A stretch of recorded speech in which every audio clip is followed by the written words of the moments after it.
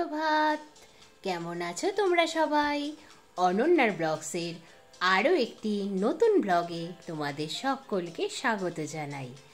আজ ৯ জুলাই ২০২৪ মঙ্গলবার।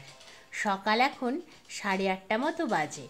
আমি সকালে উঠে ব্রাশ করে ফ্রেশ হয়ে স্নান সেরে রেডি হয়ে চলে এলাম বালুরঘাটের ঐতিহ্যবাহী বুড়ি কালী মায়ের মন্দিরে বিপত্তারিণী পুজো দেওয়ার জন্য।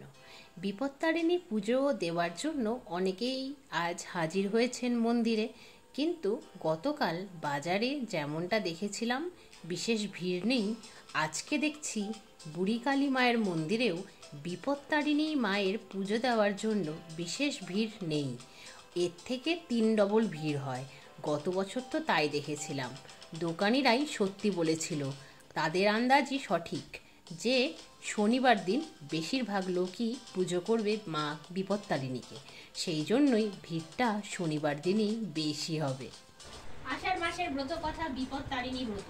ব্রত কথা: বিদর্ভ দেশে এক রাজা ছিলেন, তার রানী অতিশয় ভক্তিমতী ও বন্ধুবৎসল। তিনি নিষ্ঠা সহকারে বিপত্তারিণীর ব্রত করতেন। রাজা রানীর কাছে ছুটে এসে জানতে চাইলেন, মুচিনি কি রেখে গেছে? যদি আপত্তিকর কিছু সে রেখে গিয়ে থাকে তাহলে রানীর বরদান যাবে। রানী বিপদে পড়লেন। তিনি এক মনে দেখে চললেন মা দুর্গা বিপত্তারিণীকে। মা দুর্গা তাকে কানে কানে বললেন, দেখে সব ফুল হয়ে আছে। রানী তখন রাজাকে এনে দেখালেন সেই ফুল।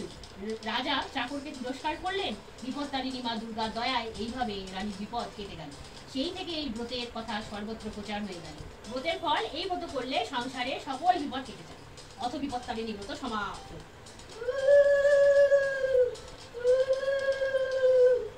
ভালোভাবে বেশ ফাঁকায় ফাঁকায় পুজোটা সেরে চলে এলাম বাড়িতে। বাড়িতে এসে মা বিপত্তারিণী দুর্গার ব্রত কথাটা পড়ে নিলাম। মা শুনলো। তারপর বিপত্তারিণী মায়ের রক্ষা কবচ হাতে বেঁধে নিলাম। মা বেঁধে দিল আমায়, আর আমি বেঁধে দিলাম মাকে। এই রক্ষা কবচ হাতে বাঁধলে কোনো রকম বিপদ স্পর্শ করতে পারে না কাউকেই। তো সেই জন্যই, সেই বিশ্বাস নিয়েই এই রক্ষা কবচ বাঁধা। তারপর এখন প্রসাদ খাওয়ার পালা। 13 রকম 13টা মিষ্টি, দেখেই তো চক্ষু চড়ক গাছ। যথারীতি প্রসাদ খাওয়ার পর্ব সেরে এখন রান্নার পালা। আমি মন্দির থেকে ফিরে আসার পরেই দেখছি মায়ের বাবার জন্য ভাত আর আলু, বড়ি, বেগুন, পটল দিয়ে নিরামিষ ঝোল রান্নাটা কমপ্লিট হয়ে গেছে। এখন আমাদের খাবারটা তৈরি করতে হবে। তো মা তো ঘুগনির জন্য কাবলি ছোলা আর মটর প্রেসারে সিদ্ধ করেই রেখেছে। তো মা যেভাবে যেভাবে বললো আমি সেভাবেই ঘুগনিটা রেডি করে নিলাম। ঘুগনিটাকে 10-15 মিনিটের জন্য স্ট্যান্ডিং টাইমে রেখে এসে ভাবলাম লুচির জন্য আটা আর ময়দা মিক্সড করে মেখে ফেলি। আটা আর ময়দাটা মিক্সড করে অল্প সাদা তেল দিয়ে মাখতে মাখতেই 10-15 মিনিট হয়ে গিয়েছিল। ঘুগনিটা রেডি হয়ে যাওয়ার জন্য মা গরম মশলা দিয়ে আরেকটু নাড়িয়ে চাড়িয়ে ফুটিয়ে নামিয়ে নিল। তারপর আমি লুচির জন্য ভালোভাবে আটা আর ময়দা মিক্সড করে যে ময়মটা দিয়েছিলাম সেটাকে ভালো করে মেখে নিলাম। আজকে সকাল থেকেই ভীষণ রোদ উঠেছে, ভীষণ গরম। তাও ভালো বৃষ্টিপাত হচ্ছে না। এই বৃষ্টির মধ্যে বাইরে যাওয়াটা খুবই বীভৎস অদ্ভুত রকমের বাজে ব্যাপার বলে আমার মনে হয়। কারণ পায়ে ওই কিচকিচে কাদা লেগে যায়, অদ্ভুত রকমের বাজে লাগে। বৃষ্টি ভালো লাগে যদি তুমি বাড়িতে থাকো, আর বাইরে বেরোতে হলে যতই গরম হোক রোদটাই ঠিক আছে। দেখো লুচি তো ভাজা চলছে, সব লুচিগুলোই মোটামুটি ফুলে গেল, কিন্তু লুচি ভাজা কমপ্লিট। এইবার আকাশটা একটু মেঘলা মেঘলা হতেই মা বলছে লাঞ্চটা পরে, তার আগে বাইরে যে বড়িগুলো রোদে দেওয়া হয়েছে, যেহেতু 1 সপ্তাহ টানা বৃষ্টি হয়েছে, তাই আমাদের যে 1 বছরের জন্য বড়ি কিনে রাখা আছে, সেই বড়িটা রোদে না দিলে 1 বছর ধরে বড়িটাকে আর খাওয়া যাবে না। সেই জন্যই বড়িটা রোদে দেওয়া হয়েছিল। তো বড়িটাকে তুলে লাঞ্চ সেরে নিলাম, লুচি আর ঘুগনি। তারপর একটু রেস্ট করলাম। তারপর চলে এলাম ছাদে। জামা কাপড়গুলো শুধু শুকোয়নি, একদম পাঁপড় ভাজার মতো রোদে ভাজা ভাজা হয়ে গিয়েছে বলে মনে হচ্ছে। তাই শুকনো জামা কাপড়গুলো ভাঁজ করে নিলাম। আর আমার যে কুর্তিগুলো কাঁচা হয়েছিল সেগুলোকে মোটামুটি ভাঁজ করলাম ছাদে দাঁড়িয়ে দাঁড়িয়ে, কারণ ভালো করে ভাঁজ ছাদে দাঁড়িয়ে হবে না, নিচে গিয়ে করতে হবে। তারপর এই বর্ষায় প্রথম ফুটলো রেন লিলি, দেখেই মনটা ভরে গেল।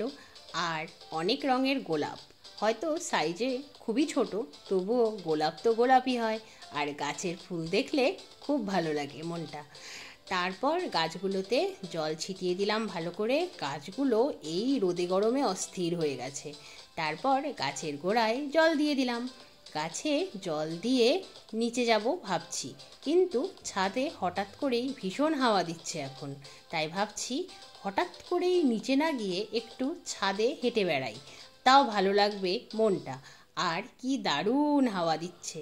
নিচে যাওয়ার সময় দোতলায় দেখছি এই টুনটুনি পাখিটা জানলায় ঠক ঠক করছে, দেখো কি ঢোকার চেষ্টা। দোয়েলটা এসে একে তাড়িয়ে ছাড়লো। তারপর সান্ধ্যকালীন চা পর্বটা সেরে নিলাম, তারপর ব্লগটা এডিট করে নিলাম, তারপর মায়ের সাথে কিছুটা টিভি দেখলাম, তারপর ডিনারের টাইম হলো, ডিনারটা সেরে নিলাম। ডিনারটা সেরে একটু ঘরের মধ্যেই পায়চারি করে নিলাম। তারপর এখন তো ঘড়ির কাঁটা 12টা পার করে গেছে, তাই এখন শুয়ে পড়বো, অবশ্যই নাইট স্কিন কেয়ারটা করে বিছানাটা রেডি করব আর শুয়ে পড়বো। ভীষণ টায়ার্ড লাগছে আজকে বাবা, আর তার সাথে অসহ্য গরমও। তাহলে আজকের মতো আজকের ব্লগটা এই পর্যন্তই, আবার তোমাদের সঙ্গে দেখা হবে খুব শিগগিরই অন্য একটা ব্লগে। সবাই খুব ভালো থেকো, সুস্থ থেকো, সাবধানে থেকো, আর বিপত্তারিণী মায়ের আশীর্বাদ সবার উপর বর্ষিত হোক, এই প্রার্থনা করি মা বিপত্তারিণী দুর্গার কাছে। তাহলে আজকের মতো এই পর্যন্তই। আজকের ব্লগটা কেমন লাগলো অবশ্যই কমেন্টে জানিও, ভালো লাগলে একটা লাইক করে দিও, আর তোমরা যদি চাও অনন্যার ব্লগস চ্যানেলটাকে সাবস্ক্রাইব করে দিও। এইভাবে আমার পাশে থেকো, এইভাবে আমায় সাপোর্ট করো, আর অনেক অনেক ভালোবাসা দিও। তাহলে আজকের মতো গুড নাইট, বাই বাই।